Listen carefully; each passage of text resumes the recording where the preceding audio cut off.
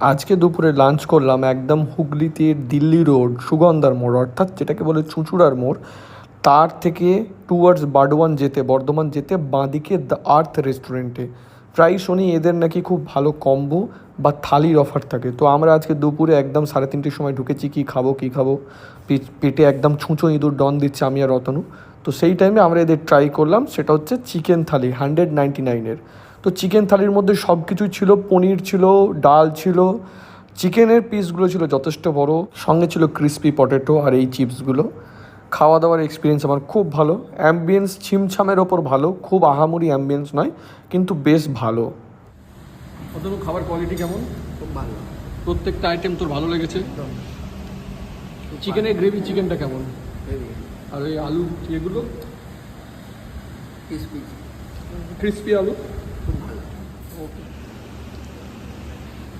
Just খাওয়া complete করলাম সুগন্ধার মোড়ে দিয়ে আর্ট থেকে।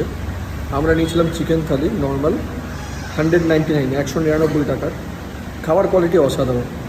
অনেক কিছু ছিল, মানে পনিরের একটা আইটেম ছিল, চিকেন তো ছিল, দুটো চিকেনই বড়, প্রায় 60-65 গ্রাম করে পিস হবে।